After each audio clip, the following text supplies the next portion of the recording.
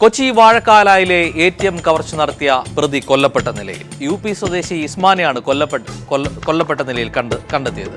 കൊലപ്പെടുത്തിയത് കൂട്ടുപ്രതിയെന്ന് സംശയം. കൂട്ടുപ്രതി മുഹമ്മദ് അൻസാർ ഇസ്ലാമിനെ പോലീസ് പിടികൂടി. കാക്കനാട് വാഴക്കാലയിലെ ATM കൗണ്ടറുകളിൽ നിന്ന് മോഷണം നടത്താൻ ശ്രമിച്ച കേസിലെ മുഖ്യപ്രതി ഉത്തർപ്രദേശ് സ്വദേശി മുഹമ്മദ് അൻസാരിയാണ് പിടിയിലായത്. ഇയാളെ ചോദ്യം ചെയ്തതിൽ നിന്നാണ് കൂട്ടുപ്രതിയായ ബംഗാൾ സ്വദേശി മുഹമ്മദ് ഇമ്രാനെ കൊലപ്പെടുത്തിയതായി പോലീസിനോട് സമ്മതിച്ചത്. തുടർന്ന് ഇവർ താമസിച്ചിരുന്ന കുന്നംപുറത്തെ ലോഡ്ജിൽ നിന്ന് ഇമ്രാന്റെ മൃതദേഹം പോലീസ് കണ്ടെടുത്തു. കുത്തി കൊലപ്പെടുത്തിയ ശേഷം പ്ലാസ്റ്റിക് ചാക്കിൽ കെട്ടി കട്ടിലിന് താഴെ ഒളിപ്പിച്ചിരിക്കുകയായിരുന്നു. കഴുത്തിലും വയറ്റിലുമേറ്റ ആഴത്തിലുള്ള മുറിവാണ് മരണത്തിന് കാരണം. മദ്യപിച്ച് ഇരുവരും തമ്മിലുണ്ടായ തർക്കം കൊലപാതകത്തിൽ കലാശിക്കുകയായിരുന്നു. Kochi city commissioner MP Dinesh, forensic വിദഗ്ധർ, ഡോഗ് സ്ക്വാഡ് എന്നിവരെത്തി പരിശോധന നടത്തി. കഴിഞ്ഞ 6-ാം തീയതി പുലർച്ചെയോടെയാണ് ഇരുവരും ATM കൗണ്ടറുകളിലെത്തി CCTV-കൾ മറച്ച് മോഷണം നടത്താൻ ശ്രമിച്ചത്.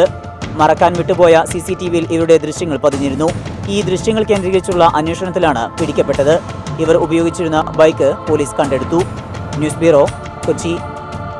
മുംബൈയിൽ അറസ്റ്റിലായ കേരളത്തിലെ ATM കവർച്ചാ സംഘത്തിലെ മുഖ്യപ്രതി ഗബ്രിയേൽ മരിയൻ ഇലിയെ നവി മുംബൈ ബേലാപൂർ കോടതിയിൽ ഹാജരാക്കി. നടപടികൾക്ക് ശേഷം തുടർ തെളിവെടുപ്പിനായി വിദേശ കുറ്റവാളിയെ കേരള പോലീസിന് കൈമാറി. അന്വേഷണ സംഘം പ്രതിയുമായി നാളെ കേരളത്തിലേക്ക് പുറപ്പെടും. വാഷിയിലെ നക്ഷത്ര ഹോട്ടലായ തുങ്കയിലായിരുന്നു ഇയാൾ താമസിച്ചിരുന്നത്. നവി മുംബൈയിലെ ഹൃദയഭാഗത്ത് സ്ഥിതി ചെയ്യുന്ന ഹോട്ടലാണ് തുങ്ക. മറ്റ് 3 കൂട്ടാളികൾ രാജ്യം വിട്ടതായാണ് പ്രാഥമിക നിഗമനം. ഇതിൽ ഒരാളെ ഇനിയും തിരിച്ചറിഞ്ഞിട്ടില്ല. മറ്റു 2 കൂട്ടാളികൾ റൊമാനിയൻ സ്വദേശികൾ തന്നെയായ ബോഗോ ബിൻ ഫ്ലോറിൻ, ക്രിസ്ത്യൻ വിക്ടർ എന്നിവരാണ്. ATM കവർച്ചയുമായി ബന്ധപ്പെട്ട് മുംബൈയിൽ ജയിലിൽ കഴിയുന്ന വിദേശികളായ മറ്റു പ്രതികളുമായി ഗബ്രിയേലിന് ബന്ധമുണ്ടോ എന്നും അന്വേഷിക്കുന്നുണ്ട്. അന്വേഷണ ഉദ്യോഗസ്ഥരുടെ ചോദ്യങ്ങൾക്ക് മുന്നിൽ ഗബ്രിയേൽ ഒരിക്കൽ പോലും പതറുന്നതായി കണ്ടില്ല. തിരുവനന്തപുരത്ത് നടന്ന 4-അംഗ കവർച്ച സംഘത്തിൽ പങ്കാളിയായിരുന്നുവെന്ന് ഇയാൾ കുറ്റസമ്മതം നടത്തിയതായി പോലീസ് അറിയിച്ചു. ഇതിൻ്റെ ഇൻവെസ്റ്റിഗേഷൻ്റെ തലവനെന്ന് പറഞ്ഞ റേഞ്ച് IGP മനോജ് അബ്രഹാം സാറാണ്. എന്തായാലും ഞങ്ങളെ ഏൽപ്പിച്ചതിൽ ഒരാളിനെ പ്രധാനപ്പെട്ട പ്രതിയായ ഈ ഗബ്രിയേൽ മരിയൻ അറസ്റ്റ് ചെയ്തിട്ടുണ്ട്. ഒരു പഠിച്ച കള്ളന്റെ ലക്ഷണങ്ങളുള്ള ഇയാളെ കേരളത്തിലേക്ക് കൊണ്ടുപോകുമ്പോൾ കരുതേണ്ട സുരക്ഷാ ക്രമീകരണങ്ങളും പോലീസിന് തലവേദനയാകും. കേരളത്തിൽ നിന്നും പേട്ട CI സുരേഷ് V നായരുടെ നേതൃത്വത്തിൽ സാബു, ശിവപ്രസാദ്, മണികണ്ഠൻ എന്നീ അന്വേഷണ ഉദ്യോഗസ്ഥരാണ് മുംബൈയിലെത്തിയിരിക്കുന്നത്. കേരള പോലീസ് കൈമാറിയ വിവരങ്ങളുടെ പിൻബലത്തിലാണ് പ്രതിയെ അറസ്റ്റ് ചെയ്യാൻ കഴിഞ്ഞതെന്ന് മഹാരാഷ്ട്ര പോലീസ് പറഞ്ഞു. ഇവരുടെ പാസ്പോർട്ടിന്റെ പകർപ്പും C-ഫോമും നേരത്തെ കണ്ടെത്തിയിരുന്നു. തിരുവനന്തപുരത്ത് നടന്ന ATM തട്ടിപ്പിലെ മുഖ്യപ്രതിയെ മിന്നൽ വേഗത്തിൽ പിടികൂടിയതോടെ കേരള പോലീസിന്റെ അന്വേഷണ മികവിന്റെ മറ്റൊരു പൊൻതൂവലായി. Premlal, news bureau, Mumbai. ATM തട്ടിപ്പുമായി ബന്ധപ്പെട്ട് കൂടുതൽ കാര്യങ്ങൾ വെളിപ്പെടുത്താനാകില്ലെന്ന് DGP ലോക്നാഥ് ബെഹ്റ. കുറ്റവാളികൾക്ക് അന്താരാഷ്ട്ര ബന്ധം ഉള്ളതിനാലാണിതെന്നും DGP പറയുന്നു.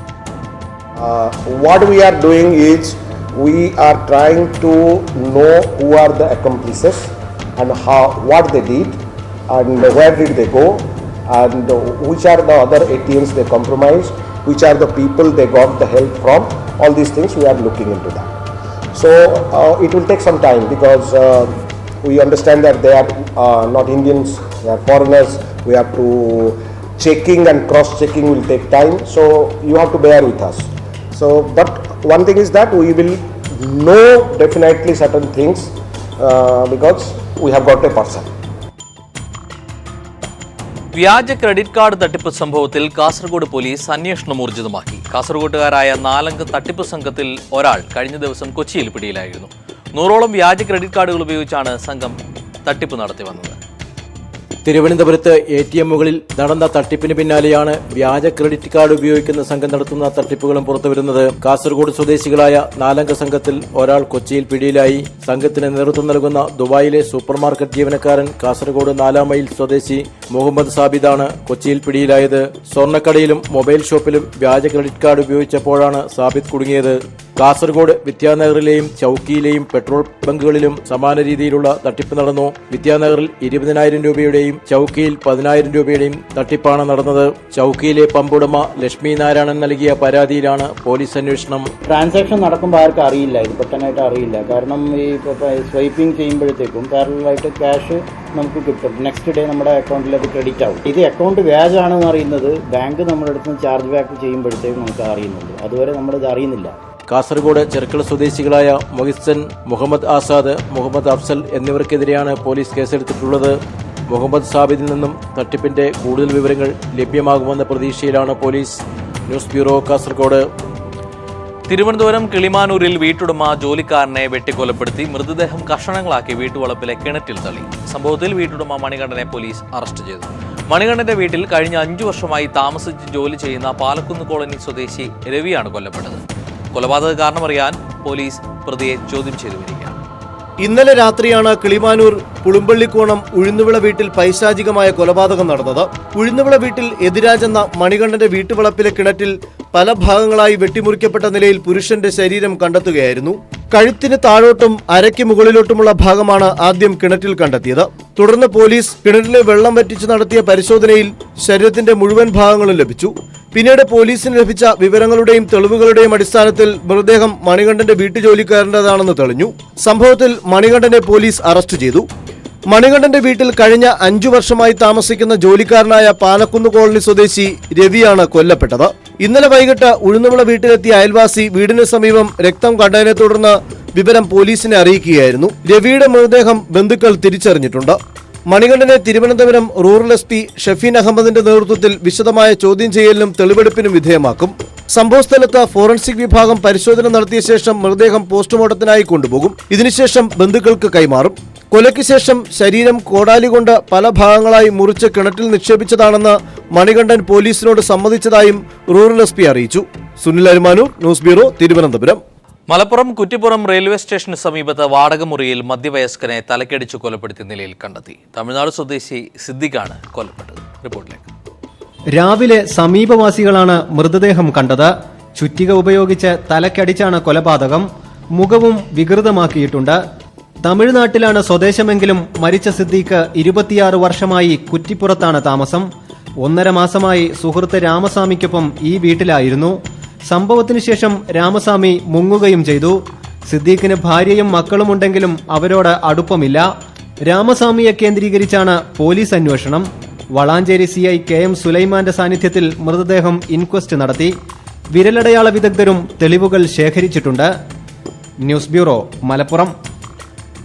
കാഞ്ഞിരപ്പള്ളിയിൽ കേരള കോൺഗ്രസ് എം ഓഫീസ് ആക്രമിച്ച സംഭവത്തിൽ പോലീസ് കേസെടുത്തു.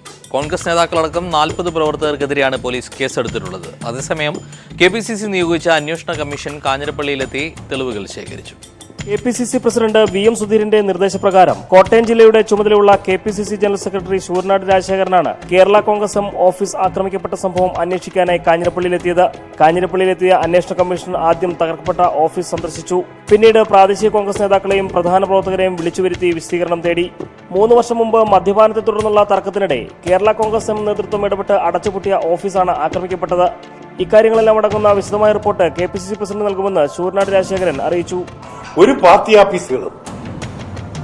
ഓഫീസിനോടും ആക്രമിക്കുന്നത് പോയിട്ട് ഒരു പാർട്ടി ഓഫീസിനോട് പോലും പ്രതികാര മനോഭാവത്തോടുകൂടി കാണാനോ പ്രവർത്തിക്കാനോ പാടില്ല എന്നുള്ളതാണ് കോൺഗ്രസിന്റെ പ്രഖ്യാപനം. പ്രസിഡന്റ് സമർപ്പിക്കാൻ കൊടുക്കണമെന്നായിരുന്നു എന്നോട് പറഞ്ഞത്. അതേസമയം അന്യായമായി സംഘം ചേർന്നതിനും കേരള കോൺഗ്രസ് എം ഓഫീസ് അടിച്ചു തകർത്ത് നാശനഷ്ടങ്ങൾ വരുത്തിയതിനും 40ഓളം കോൺഗ്രസ് പ്രവർത്തകരുടെ പേരിൽ കാഞ്ഞിരപ്പള്ളി പോലീസ് കേസെടുത്തിട്ടുണ്ട്. കേരള കോൺഗ്രസ് എം നേതാക്കൾ നൽകിയ മൊഴിയുടെ അടിസ്ഥാനത്തിലാണ് പ്രാദേശിക കോൺഗ്രസ് നേതാക്കൾക്കെതിരെ പ്രതി ചേർത്ത് പോലീസ് കേസെടുത്തിരിക്കുന്നത്. News bureau, Kottayam. തമിഴ്നാട്ടിലെ സേലം ചെന്നൈ റൂട്ടിൽ നടന്ന തീവണ്ടിക്കൊള്ളയ്ക്ക് പിന്നിൽ വൻ സംഘമെന്ന് പോലീസിന് വിവരം ലഭിച്ചു. 4 പേരുടെ വിരലടയാളം തിരിച്ചറിഞ്ഞിട്ടുണ്ട്. 2 പോർട്ടർമാരെയും പോലീസ് കസ്റ്റഡിയിലെടുത്തിട്ടുണ്ട്. അതേസമയം കവർച്ചയിൽ ബാങ്ക് ഉദ്യോഗസ്ഥർക്കും പങ്കുണ്ടെന്നാണ് പോലീസിന്റെ സംശയം. റിസർവ് ബാങ്കിന്റെ ചെന്നൈ റീജിയണൽ ഓഫീസിലേക്ക് 342 കോടി രൂപയുമായി പോയ സേലം ചെന്നൈ എഗ്മൂർ എക്സ്പ്രസ് ആണ് കൊള്ളയടിക്കപ്പെട്ടത്. 5,75,00,000 രൂപയാണെന്നും ഈ പണം മുഴുവൻ IDBI ബാങ്കിന്റെ പെട്ടിയിൽ നിന്നുള്ളതുമാണെന്ന് കണ്ടെത്തിയിരിക്കുന്നു. പണം സേലത്തിൽ നിന്ന് പ്രത്യേക വാഗണുകളിലേക്ക് മാറ്റിയ 2 പോർട്ടർമാരെ പോലീസ് ഇപ്പോൾ കസ്റ്റഡിയിലെടുത്ത് ചോദ്യം ചെയ്യുകയാണ്. ഓടുന്ന തീവണ്ടിയിൽ ഉരുക്കുപോകികൾ ഗ്യാസ് കട്ടർ ഉപയോഗിച്ച് ദ്വാരമുണ്ടാക്കുക മനുഷ്യസാധ്യമാണെന്ന് പോലീസ് കരുതുന്നില്ല. അങ്ങനെയെങ്കിൽ തിരുട്ടുഗ്രാമം എന്നറിയപ്പെടുന്ന വിരുദ്ധാചലത്ത് 20 മിനിറ്റോളം നിർത്തിയിട്ടപ്പോഴായിരിക്കണം കൊള്ള നടന്നതെന്ന് കണക്കാക്കപ്പെടുന്നു. പക്ഷേ വിരുദ്ധാചലത്തെ കള്ളന്മാർക്ക് ഇതിന് സാധിക്കുമെന്നും പോലീസ് കരുതുന്നില്ല. അതുകൊണ്ട് വൻ സംഘം കൊള്ളയ്ക്ക് പിന്നിലുണ്ടെന്നാണ് കരുതുന്നത്. 4 പേരുടെ വിരലടയാളം ഇതുവരെ തിരിച്ചറിഞ്ഞിട്ടുണ്ട്. ഒരു DYSP ഉൾപ്പെടെ 16 പോലീസുകാർ ട്രെയിനിലുണ്ടായിട്ടും സുരക്ഷാ വീഴ്ച എങ്ങനെ സംഭവിച്ചു എന്നതും പോലീസിനെ കുഴക്കുന്നു. News desk. ഇന്ത്യയിൽ ഭീകരാക്രമണം നടത്താൻ പാകിസ്ഥാൻ പരിശീലനം നൽകിയെന്ന് പിടിയിലായ ലഷ്കർ ഭീകരൻ ബഹാദൂർ അലി. കാശ്മീർ സംഘർഷത്തിൽ മുതലെടുപ്പ് നടത്തുകയും ഭീകരാക്രമണങ്ങൾ അഴിച്ചുവിടുകയുമായിരുന്നു തന്റെ ദൗത്യമെന്നും ബഹാദൂർ അലി NIAയോട് വെളിപ്പെടുത്തി. ഇക്കഴിഞ്ഞ ജൂലൈ 25-നാണ് കശ്മീർ അതിർത്തിയിൽ വെച്ച് ബഹാദൂർ അലി പിടിയിലാകുന്നത്. കസബിന് ശേഷം ഇന്ത്യ ജീവനോടെ പിടികൂടുന്ന ഭീകരനാണ് ബഹാദൂർ അലി. ഇന്ത്യയിൽ ഭീകരാക്രമണങ്ങൾ സംഘടിപ്പിക്കാൻ തനിക്ക് പാകിസ്ഥാനിൽ പരിശീലനം ലഭിച്ചിട്ടുണ്ടെന്ന് NIAയോട് ബഹാദൂർ അലി വെളിപ്പെടുത്തി. ഇന്ത്യയിലേക്ക് പുറപ്പെടും മുമ്പ് പാകിസ്ഥാൻ സേനയിലെ ക്യാപ്റ്റന്മാരും മേജർമാരും അടക്കമുള്ളവർ തന്നെ സന്ദർശിച്ചിരുന്നുവെന്നും ബഹാദൂർ പറഞ്ഞു.